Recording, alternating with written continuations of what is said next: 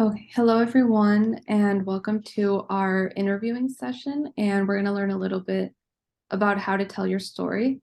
So, we have a great mentor here, Dr. Michael Galvez. He is a pediatric hand surgeon. He was trained at Stanford and at the University of Washington. So, he'll share a little bit of his experience on, how to interview successfully.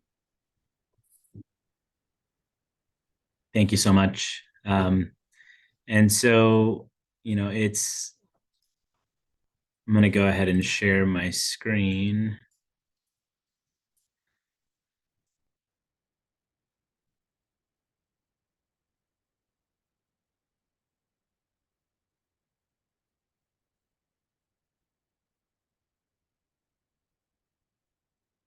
There we go.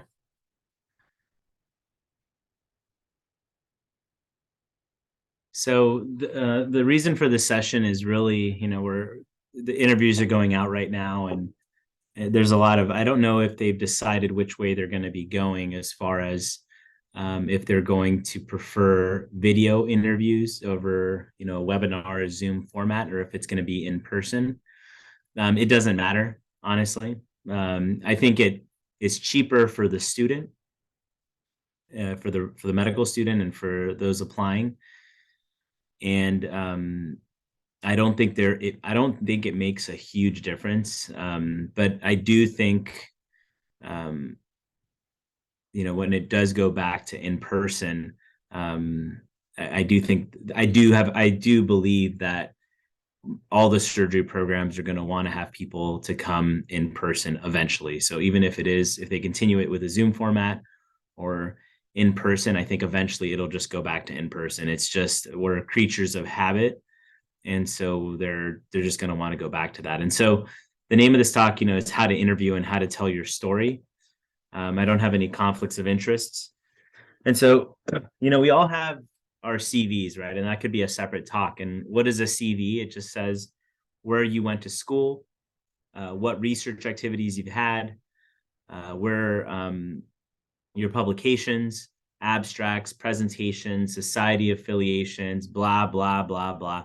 And I'm going to be very honest with you. I think it's a very boring format that they have chosen to grade people on. And this is historical, and this is a way that I do think what it does is those that have are able to add things, and those that don't, they have to create to try to get something on there. And a perfect example is at Stanford, right? I had the privilege of being at Stanford, and it's a privilege. I don't mean like privilege as far as like someone who's acting like they're privileged. What I mean is there are so many resources there. You literally can roll out of bed and land in one of their labs, and they assign you projects and you start doing it. And then you make friends in the lab and they add you to their projects. And all of a sudden you spent a year in their lab and you have 10, 20 publications, and that's not true for everybody, obviously. And it does depend on how much work you put in. But that's very different from someone who's at a different institution who doesn't have a plastic surgery research lab to go to, and they have to kind of figure out, how am I going to do this clinical project? How am I going to work on this case report? And so we all have a CV, and everybody who applies is going to have one. But my honest thing is, who cares? Like, at once your CV is done and sent, and how many pages is yours an X number versus Y number? Like, it doesn't really matter once you get the interview. They want to figure out who you are as a person. You've met their rustic criteria that they've made as far as publications or board score. Let me turn this off really quick. But it doesn't really matter once you arrive at the interview. And so the CV is a standard format. They will look at what your CV looks like. It is important to be very attention to detail with that, and to maintain it. But it doesn't really say who you are as a person, who you really are. And who you are is what defined you before you started medical school, right? Before you were brainwashed that there's a bit of brainwashing, right? Like once you decide you want to do plastic surgery, they're like, okay, you need to do research, you need to do this, you need to do this rotation, whatever you need, whatever hoops you need to jump through. But that doesn't really define who you are. It doesn't determine your story, which is what I'm going to get through. And so there are parts of your CV that may give hints, right? And I encourage you actually to do that because it makes it more interesting rather than having your boring, I went to Mount Sinai, I did an HHMI fellowship, blah, blah, blah. I think that may hit some people as interesting, but the majority, their eyes glaze over after 2 pages. And once they see abstracts and research, people start glazing over. They're like, okay, this is good enough. Next. But I think it is good to give hints of location, ethnicity, sex, extracurricular, just things that define us differently, that defined our roles in the world. I do think that makes us more interesting rather than the standard applicant. And obviously, and this is the Latino Plastic Surgery Society, but if you're Latino, you should show your Latino side. I think that's good, right? Showing that you were part of the Latino Medical Student Association, showing that you did leadership. But will they care that much about that? Not necessarily. But will it tell who the story of who you are? Absolutely. But and that's where you have to kind of figure out how you're going to tell your story. And so this is from Jeff Friedrich, right? This is my opinion, this is the #1 program in the country, University of Washington. Wonderful man, great mentor, really supportive. He is an ally. This guy was talking about National Latino Physician Day before many Latinos or Latinas were. He's like, yep, that's a really good idea. And he was promoting it. So the true ally in my mind, really good guy. He comments on a thread on Twitter about applying to residency and about all these statements. I just read a terrible personal statement. It was really good about the topic, about why you want to go into a field, but it had this could have just been taken from someone else and looked at the personal statement. And I think in a similar way, the personal statement it reflects your interview and reflects who you are. But if you have a boring personal statement that's like, why I love plastic surgery, like I can't believe how cool it is, and he says, this is a great thread. If you're applying for residency this fall, please read. When I read personal statements, I don't need to know why our field is cool. I need to know your story. And I've repeated this statement multiple times to other people since he said this. And this is something I've always said. It's about your story. Who cares? We already know plastic surgery is cool. Who cares? We already know that your CV may or may not be long. Who cares? It doesn't matter once you land at the interview. And obviously you should know everything on your CV, right? That's part of interview 101, right? You should know everything you put on there because they can ask you a question about it, but that doesn't define who you are. And I think the applicants that really blow people away is where you have a CV and it's just like, boom, here's my CV. And then boom, like, who was that guy? Like that, or that guy or girl, like, who was that impressed us so much? Like, totally normal person. And I look at their CV, like, how did they do all this stuff? And then they're like, wow, we really need to get this person here. And so segue to our next topic, which is humans like stories. That's the reality. We love stories of drama. Just kidding, but just stories of our novelas. But and this is something you can learn about. Actually, there are books related, and you can go to any Barnes and Noble on how to work and define and have the art of storytelling, right?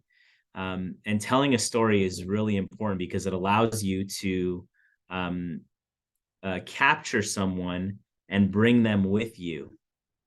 And then they can ask questions, but you essentially are creating the narrative, right? You are telling them where you are and what your trajectory is. And that's the part that's fun. And the goal is, and I should include this, I need to edit this, but you got to show your trajectory.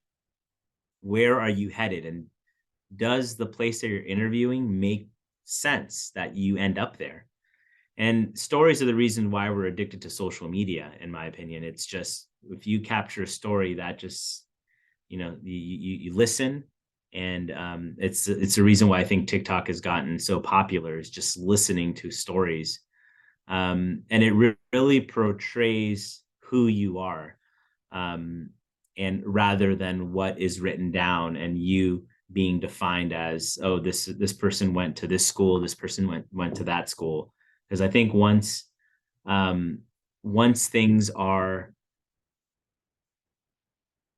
said, everything comes, once things come out of your mouth and you're telling the story, you're capturing that person's attention, in a way that, only you can at that moment at the interview. And I think that's why it's so important. And so, how do you tell your story? I think I have two YouTube videos that I recommend you look at. You just search Michael Galvez, MD. And one is how to tell it's my story in 2 minutes, and it's my story in 7 minutes. And I'm not going to waste your time showing you those videos right now, but take your time to look at that. But you got to have to define how much time you have to tell your story, like your elevator pitch that some people call, versus elevator pitch is not long enough. I think you need a couple of minutes, versus your longer story of going into depth of where you are and what your trajectory is, and showing your trajectory and why plastic surgery is the next step for you. And then you got to tell it like you mean it, right? And so that's where, you have to be excited about what you're saying. You have to be normal. You have to engage and listen. And that's where, when somebody interrupts you, this isn't a robotic story I'm telling, right? This is a story that if someone interrupts you, like, oh yeah, that's a good point, this and that, and you keep going, but you still stay and complete your story. You have that time during the interview typically. And I recommend starting from the beginning. I think people that just start off with, I went to Harvard, and they just want to be defined as, I went to Harvard, and I did medical school at Harvard, and this is what I did at Harvard. But that doesn't really define who you are. You were this human being before you started Harvard, right? Yeah. For me, my story, my parents are from Peru, from Lima. My grandfather was a pediatric surgeon. I say it the same way every time in my mind when I talk and interact about who I am and why I'm here. And then you're not repeating your CV, right? You're not talking about, it's not about interjecting, oh, I did this, or oh, I did, like was able to publish a Nature Medicine article when I was in medical school. That's not the part that I highlighted. Was I was at Stanford, and um, I got to see problems related to wound healing in the lab. And then I got to see it with patients and figuring out these complex ways of covering wounds, and at the same time working on basic science. That's what kept me inspired when I worked in Dr. Gerdner's lab. I don't even talk about the number of publications I did. I didn't talk about the number of abstracts or the conferences I went to. Who cares? And that's the part that I think is what makes us more interesting, is stepping out of the CV and telling a story about what gets you excited. And that they're going to see that, and they're going to translate that into somebody that they want, somebody that is going to provide, um, uh, a resident, right, to their, and I'm going to talk about that in a bit, a resident to their group, and into their program, and train them and make them the future. Interview etiquette is very straightforward. This is basic, and everyone should know this. And it's funny because medical students mess it up all the time, all the time. Like, being unprofessional in front of residents is unacceptable. You think about the way that you dress for men, females, men and women, um, and think about basic things. You have to check all these boxes off, right? Your virtual background should be perfect, right? It shouldn't be like, and everything should be perfect, right? There shouldn't be anything off. You should be thinking about all these things ahead of time. And I don't have any magic answer for what that background should be like in your office if you're interviewing, but like if it's a mess in your background, like it is a little bit here, but the people will be distracted, right? So spend time and figure if it ends up being, I don't know if it's going to be video or not. And then your interactions with everyone becomes important. And so this is where people make mistakes as well. They maybe aren't nice to the program coordinator. Oh my gosh, I can't believe you couldn't figure it out and get me scheduled, for this specific sub-I, this is the end of end of the world. And then they're going to remember that if you come back to interview, right? Because they may not even invite you for an interview if you're rude to their staff. So interactions with their office, the program director, staff, residents, other medical students, your reputation is your word. Your reputation is how you interact with other people. And so you have to treat everyone with respect. As you can imagine, makes sense, right? They don't want somebody who's going to come in and be toxic. They want someone who's going to come in and become part of the team, integrate, work hard. And so I think interview etiquette is basic, and this isn't even the point of this talk, but something that you should review and make sure that you're being professional. Note that there is always bias, right? We learned about implicit, explicit bias, and that you can't fix. You're not going to fix that in an interview, right?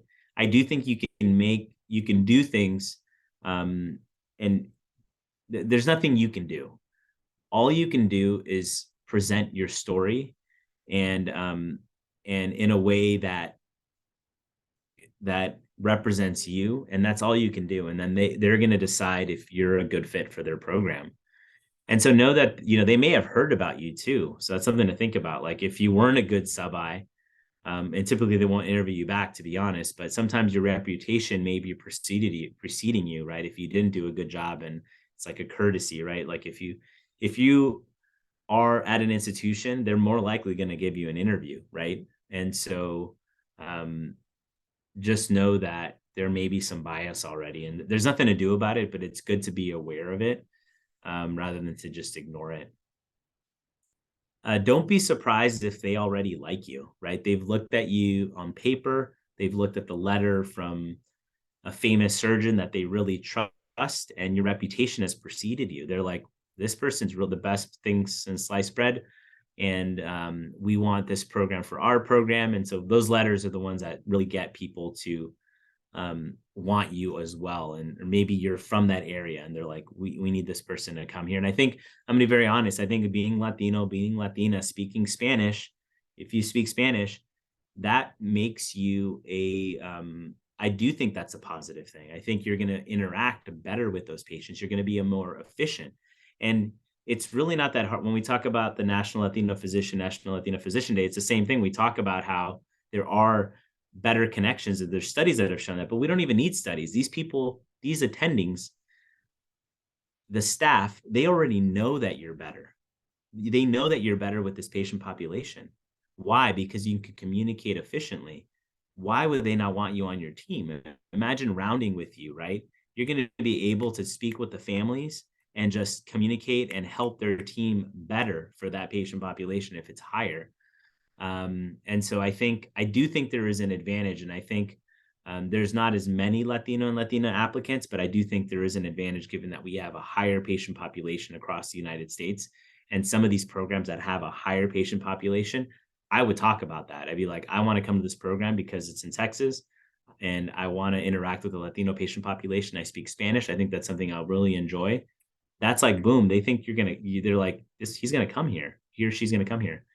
And so we are people. And so I think this is another thing that it's something that isn't really said out loud, but it should be. It's a popularity contest is really what it comes down to. And why is that important to hear? Because it's the reality. If they have to rank 3 people out of 20 rotators out of a list of 60 or 70 that they've ranked, who are they going to rank at the top? They're going to rank the people that they like. That's the part that you should know. People that they're like, I like this person and I want him to be on my team. That word is popularity. That's what it is. So that's going to be based on how you worked in clinic, how you talked with people, how you interacted with them, and your social interactions. And so who are they looking at? Who are they looking for? So these are switched. So they're not looking for a colleague. They're not looking, you may think that they are, oh, we want to create a plastic surgeon that is going to be my future colleague. They don't really care. they're not looking for a friend. They're not looking for a parent. Sounds like we're talking about kids. But they are looking for a resident that will complete and graduate their program. I'm going to say that again. They're looking for a resident that will complete and graduate their program. The last thing that they want is someone who they think is going to be a flight risk, or is not going to make it for an academic reason. And I'm telling you, from an academic perspective, it's not that hard. There is a yearly test you have to take, the in-service, which is painful because you don't have time to study for it because you're a resident. But these are all things that are teachable. So I don't think the content is hard in plastic surgery. I'm going to say that again. It's not that hard to be a plastic surgeon. There's a lot of different content in there, but all of it is something that you can learn, like all the fields of medicine. And what they want is they want someone who's going to complete it, which means they've been able to, they get along with people, they interact with the nurses well, they interact with their team well, they know how to operate, right? They think they're going to safely operate and do procedures. Those are all the important things when they're looking for somebody, and they want to make sure that they're not hiring someone who is going to be toxic or someone who they think is a flight risk. Flight risk just means like they're doing 1,000 different things in business. And I've seen it at Stanford. It happened all the time. You'd get a Stanford graduate who's like, oh, I want to be a plastic surgeon. And they do an MD, PhD, they're doing research. And then they join a residency and then they quit after 1 or 2 years because they have all these other interests. And guess what? Their other interests require less work and they make more money through them, right? And so you really want someone who's going to be resilient. And so they're really evaluating you and deciding how committed you are to this field. And unfortunately, there's not a great way to show that except research. And I keep repeating research, but research in your institution and your letters and things like that. And so who else are they looking for? They're looking for someone that they can stand to be with in the OR. So someone who they're going to be in an 8 to 10 hour case with, someone who will take excellent care of their patients, someone that's going to call them in the middle of the night if there's a problem because they're concerned. And then for some specific schools, they're going to have a bias because they're going to want people that are going into academic surgery. And the percentage that are actually going to go into academic surgery is less than 5 to 10%. Like, it is extremely low that you will go into academic medicine. It's just a reality. But it's funny because they'll interview 60 people at Stanford, for example, and those 60 people are like, oh, I want to do academic surgery, right? But when they actually graduate people, right, it's not that much. It's not all of them. It's a much lower percentage, even at the academic institutions. And so you have to gauge that, and that's where you get mentorship and guidance about how you should frame your application, right?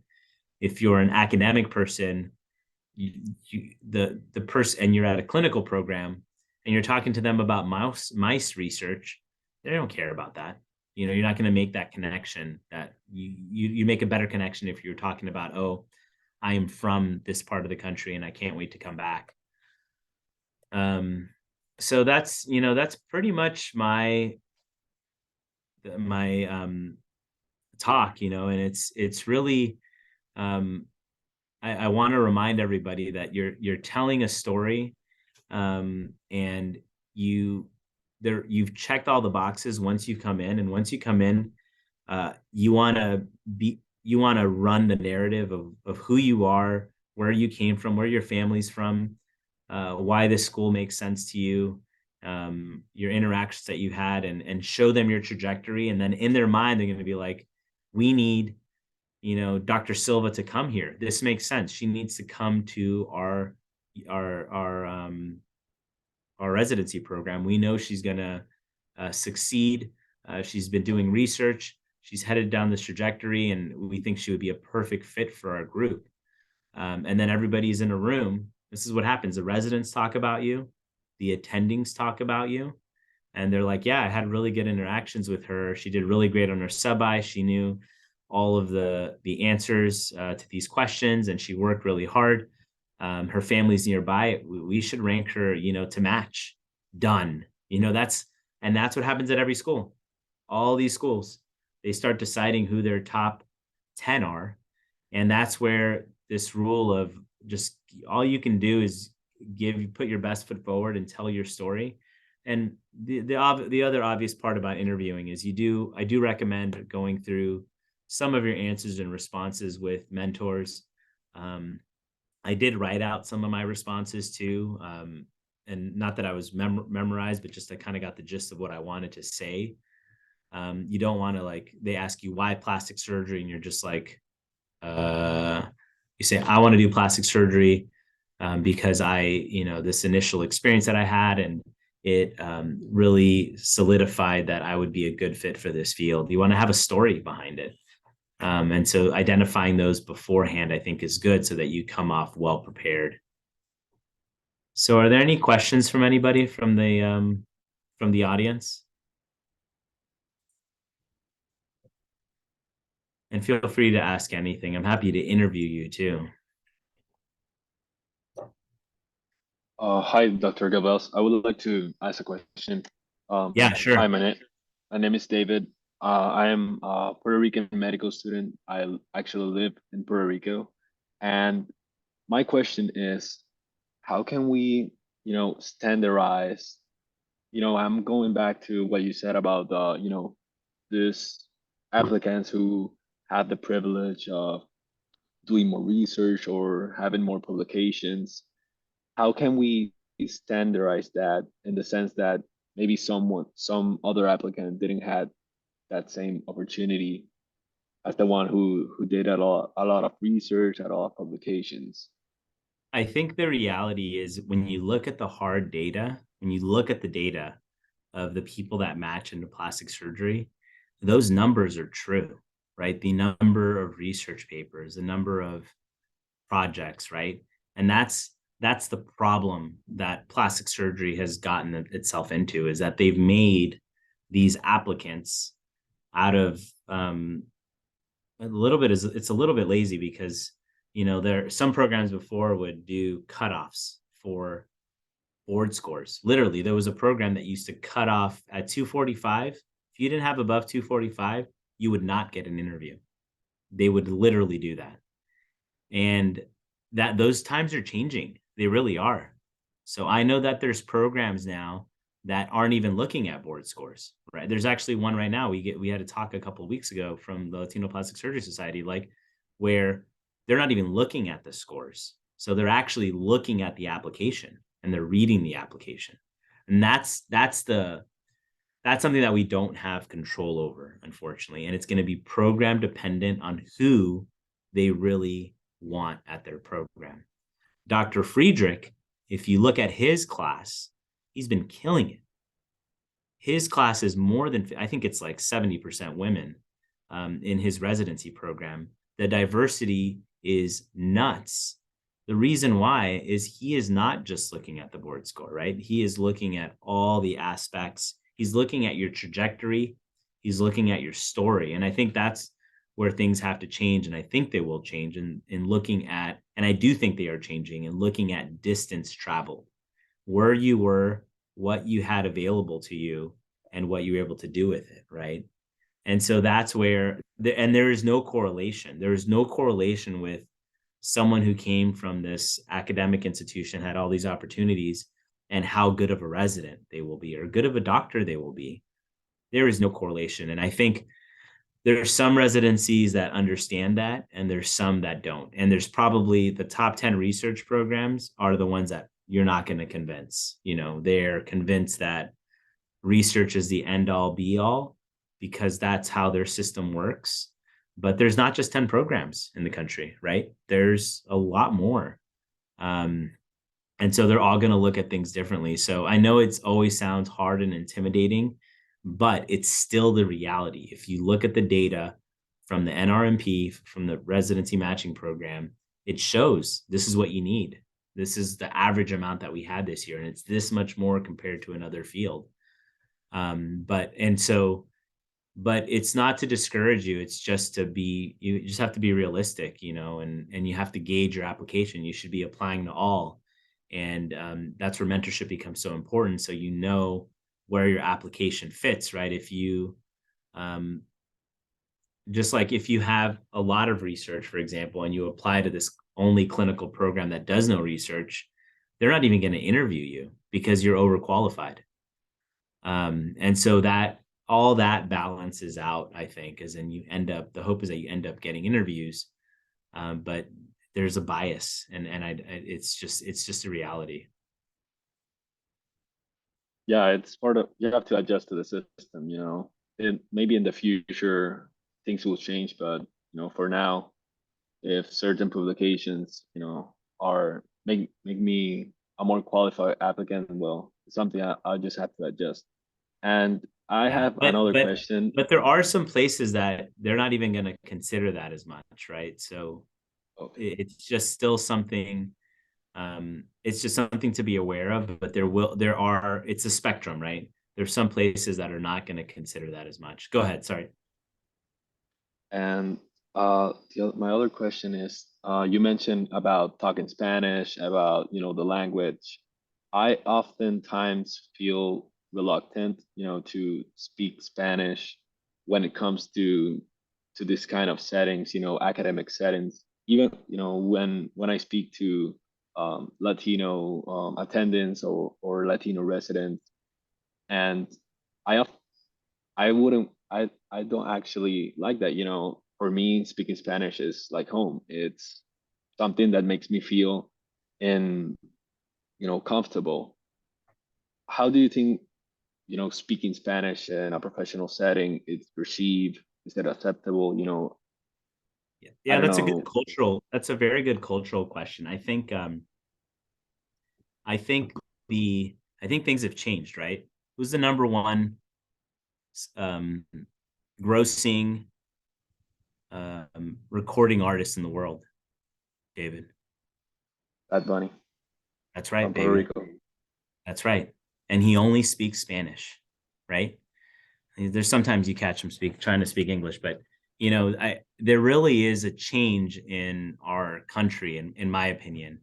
But the problem, and that's a change that's coming in our country, right? Where California is going to be mostly Latino by 2050. You know, there's changing demographics in the United States, and I think that's just in the public, right? And you know, in the clinic that I'm in Central Valley, I can spend half of my day speaking Spanish, right? So it really depends on the demographic, on where you are. And so that's where being able to understand where you are and understand your setting and have these social cues becomes so important. You seeing a Latino attending, talking about Latino patients, speaking Spanish for a bit, that is 100% acceptable because that's going to make you connect with that person, right? But yeah, there is a likelihood, right? If you're in speaking with somebody who doesn't speak Spanish, who has no connection, who you know, may have different political beliefs than you, it's not a good idea, right? You got to stay professional. You got to fit the mold, you know. But the reality is, I think things are changing with diversity, equity, and inclusion. Although I think the Latino issue, as I speak many times before, I think it's a separate issue because our patient population is changing. But the diversity, equity, and inclusion is helping for there to be a little bit more understanding. And I do think schools in California, for example, will like that you speak Spanish. That will be a bonus. That will absolutely be something that they look at. Will they care as much in Nebraska? Nebraska, I think, maybe have a higher Latino patient population than I think of, but I'm just thinking of somewhere that doesn't. Maybe Washington State, you know, may not be as important. Um, but I think in you know, in some parts of the United States, it's something that is seen as positive. And I definitely encourage you. You know, I don't. Um, I I do think people respect your story and your ethnicity, right? You can't change that. And so I don't think it's unprofessional. I don't. And it's something that I hope fully changes, but I understand the concerns. Thank you so much for your honest answer. I appreciate it, and I think it's something I have to take into account when I select the programs I want to apply. Apply to them Because all, sir. Apply to them all. yeah, they're not that much either, Yeah. so it's important. But thank you, doctor. Yes, sir. Yes, and I agree. Edgar Soto said, I think of more for inpatient interactions, not necessarily for colleagues, 100%. So yeah, when we speak Spanish, it's mostly for talking with patients and families, and it helps us communicate better. Any other questions from anybody? I have a question. Yes. Oh, okay. You can go first. Okay, thank you. Sorry that I didn't have my camera on. I was like walking from work to my place, but thank you so much for the talk. And actually, it was very, very good. I just have two main questions. One, is there any recommendation in terms of books or something that you have in terms to prepare for interviews?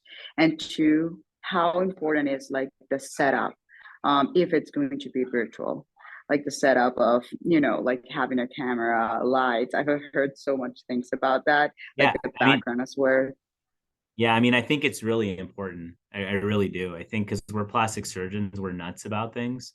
Like me, when I'm looking at this camera, I always like try to make sure I'm right in the center, Um, and then here I have a light. Do I need a light? No, but does it look better? It does. And so I do think all those little things, what your background is, that you've protected your time, all those things show that you're someone that's prepared, and not someone that's flojo or floja. And as far as specific books, I don't. I think that's where your mentors, your having people to practice your interview with. I think storytelling, I think, is really important. Being able to tell your story succinctly, record it. I think that's even better. Record it, say it out loud.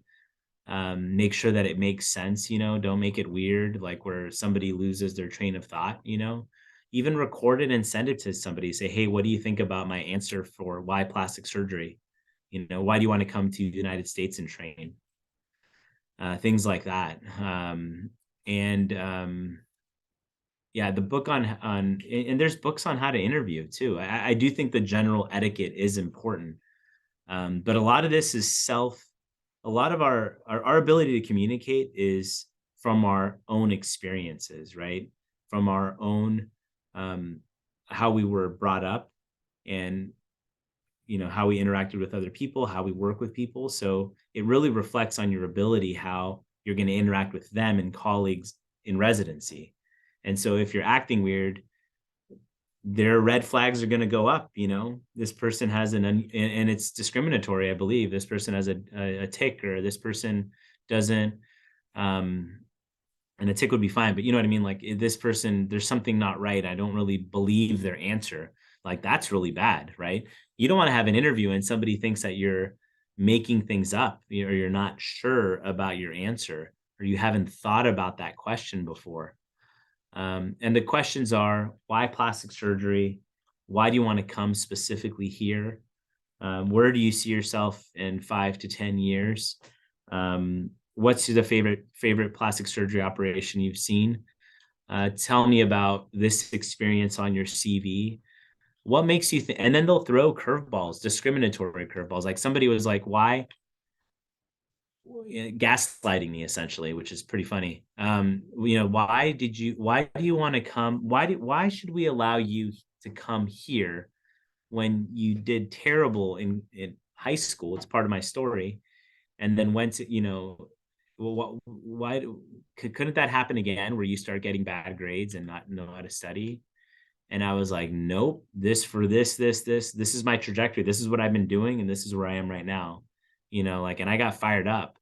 And so you're going to get weirdos, men, women, everybody. You're going to get weird questions, people making stuff up. There isn't a categorized way of for them to interview you.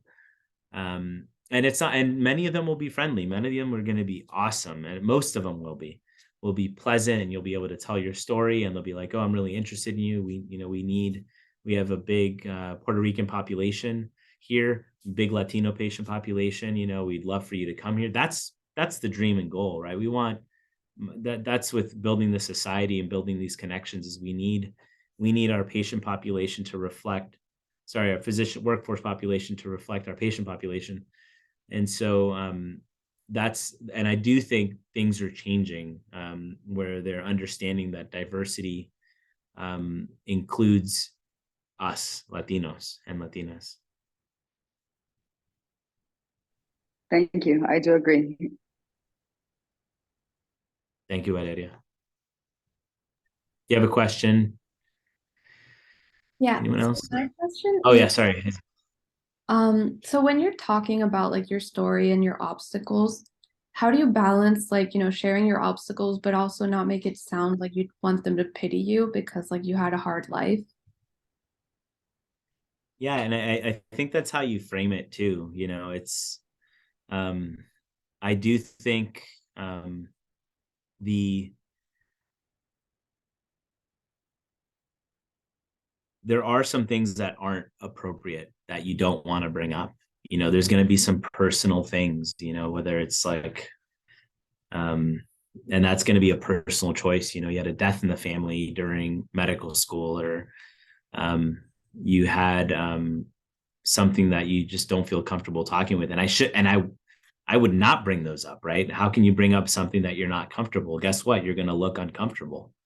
And the interviewer is going to be uncomfortable, and he's going to finish the interview with an uncomfortable feeling, And so I think just framing it in a way that makes them not. I think when you tell a story, I personally don't think. I think if you say it the right way, it ends up coming off just fine, and you just keep going, And for me, I grew up without health insurance, but it's not like I grew up without health insurance and that made me really mad. And so blah, blah, blah, blah. I grew up without health insurance, but for me, I quickly pivot to something positive. But I was lucky because my grandfather from Peru, who was a pediatric surgeon, he would take care of us. And so that's how, at least for me, that's how I would balance things. So I would, as you're telling your story, like you got to, whatever down thing, you got to balance it with something else as you go up. It's a trajectory story. You're starting off, this is where I was, high school doing terrible, went to community college, transferred to Berkeley, UCSF, Stanford, got to, and whatever that is, whatever that trajectory is, or how you got there and the hiccups that you had. If there's a hiccup, you explain it and then you just keep going up. But you can't be bringing up like, oh, I did terrible on my step one. I know I did terrible, and then leave it at that. That's just awkward, It should be, if you're going to bring it up, if for whatever reason, you got to explain what happened and then just move on to the next thing. And that's where this interview process, I think, is hard, because a lot of it is not a lot. And a lot of it is based on your own personal experience. I think it's how you communicate well with others. And I don't think that comes from a class. I don't think that in medical school, at least, I think that comes from your experience in your jobs. And, most of my ability to communicate comes from my jobs working at Togo's and Banana Republic when I was in high school. That's how I know how to communicate. And so I think that's where practice, and you can get by through some of these things. If you're not as good, you can overcome it, but you have to practice. Any other questions? Yes, I have one. Good evening, Dr. Galvez. Thank you for the talk. My name is Giancarlo. I'm a medical student at Puerto Rico too. I wanted to ask anybody who wants to, I'm happy for those that are interviewing this year. So I'm happy to have like another session where we can practice interview questions, if that makes sense. So I'm happy to do that. Especially if you're interviewing this year, and I guess just email me directly and I'll try to coordinate it. Isabel, you don't have to help with that. You help with so much already. But you guys can email me directly, and we'll try to set up a separate time where we'll do like mock interviews essentially. Thank you. Go ahead. What was your question? Yeah. Sorry. Yeah, no, don't worry. I wanted to ask you if you had like any short stories or experiences where you have felt that being a Hispanic or a Latino has actually not been a benefit, but people have used it against you. I have not. I Oh. have, but it depends. So Of course, I'm talking about like in a professional, like I'm not like I'm talking more like a hospital setting or like when you were no, interviewing, you know? yeah. You mean in my practice or during my interviewing thing? During your interviewing process or when you were arrested in Stanford. Yeah, no. So I had, the main thing that you want is you want to go to a teaching institution where they're going to train you and they respect you. And so I had that experience at Stanford. I had that experience at the University of Washington, and I didn't have that experience in another institution, which shall remain unnamed. I didn't. I was not respected. And so, but I don't think I don't think it was actually, it may have been a little bit, but I don't think it was directly to me being Latino. But honestly, I don't, maybe it could be. I don't know. I think imagine you walking into a patient room in training, going in and knocking on the door and say, "Hola, me llamo Doctor Galvez. Estoy aquí para ayudarte con cirugía plástica y vamos a hablar ahorita de tu historia." Blah blah blah blah blah blah. And my Spanish sounds terrible right now, but I just go into a stream and I immediately make a connection with the family. And then I present that to another doctor who doesn't have that. How's that going to come off with the other person? They may, depending on the person, they'd be like, "Oh, great, let's keep going," Or it could be someone who like, "I don't like that. I don't like that you're making this connection with this patient before I meet them," So I do think there is, and something that I haven't spoken about before, but I do think there is, I do think that can happen. But infrequently, I would say. I think most people know that we're just here to help and see the next patient. But if you are very good at your bedside manner, right? It's just, and it can overcome the attending sometimes, that's the reality. And most attendings, like I said, in my other institutions, I was treated with so much respect, and they see the value of that. And they see the good, right? But not everybody's made that way. And that's a human condition where you have people that are just haters. I don't know, but other than that, with patient interactions, I haven't experienced, and I've been lucky, direct racism essentially in a clinical setting before. But I agree, in training, I do think there is a possibility for that. I do. Thank you very But much. yeah. Any other questions from anybody? Don't be shy. We have 2 more minutes.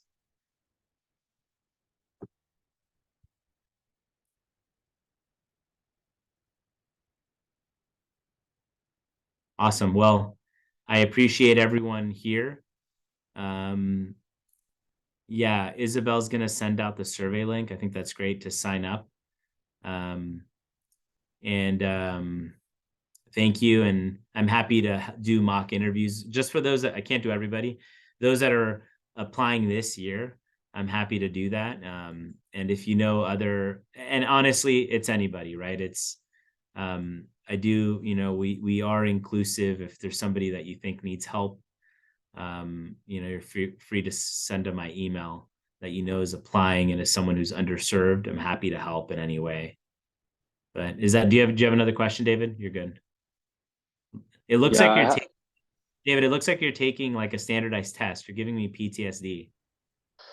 I was just studying, Step one. Did you just finish taking step 1 or what? No, I have cardio. I'm a MS2. I have cardio next week. You know how it gets Yeah, you're when we listening get to to the heart cardio. sounds. You're listening to Yeah, heart sounds. that is correct. I can't tell the difference. Isabel is going through the same pain, I think. I wanted to ask you if you could like compare a situation when because sometimes I think, oh, my story is boring. Like this has nothing special about it. I'm Latino. I'm from Puerto Rico. I'm a Puerto Rican Islander, but for me, it sounds like monotonous. How can you I make? think that's more unique than most of our standard applicants in the United States. That's my opinion. I do think that's way more interesting. And there have been successful, there's many successful Puerto Ricans that have come right to the United States and trained. And we are part of the United States, but you know what I mean, to mainland. But I think it's very interesting, and I think everybody's story is interesting. I think even somebody whose dad is a plastic surgeon, you can make it interesting. My dad was a plastic surgeon. I got to watch him operate, and I knew that this is something that I wanted to be part of. So when I was a teenager, I would go and shadow him in the OR. But it wasn't until I started Harvard that I got to see this famous surgeon doing surgery that I knew this was the field I wanted to get into. That's actually interesting. That's coming from a privileged position, and you can make it interesting. And it doesn't have to be, even though it's privileged, it's their story, and so I think saying, I came from an area that is underserved, right? You are underserved. There isn't a formal plastic surgery training program in your entire country. It drives me crazy. I talked about it today, actually. Like it drives me crazy that needs to happen. It has to happen for your people, right? And so, the talking about that, I come from a place where there isn't a training program, and I knew this is a field because I interacted with this plastic surgeon, Dr. Foy. I'm making it up. He's a plastic surgeon there, right? Or maybe he's an orthopedic surgeon. He's a hand surgeon. But, I think there are many ways to make it interesting. So I disagree. I disagree with you. I think it's way more interesting. I mean, and the challenges, right? The challenges of growing, going through this process and not having to deal with, the hurricanes, and it's just a different level of complexity and challenges that most students have no idea, Maybe it's just that I'm being hard on myself, and that sometimes like you grow numb when you actually, live it so like your entire life that you don't notice it's that different. So maybe that's the case. Yeah, But you've got está acostumbrado. Yeah, I think you gotta. I don't. I think you have to kind of think of of these other privileged medical students at other places that are just going to medical school each day, and think about how different your life is in that. They get to go to the gym, go to medical school, come back home. That's it. They don't have to work. They don't have to worry about their family. The socioeconomic things are different. I think it's a totally different story that you could tell, and that would be very interesting to most and not typical. So, well, thank you so much. Very enlightening conversation and very personal talk. So thank you so much for yeah. for this entire opportunity. Well, Yeah, thank you guys for showing up. Everyone here is really important, and so some of you lurkers, feel free to email me. Thank you so much, Isabel, for setting everything up.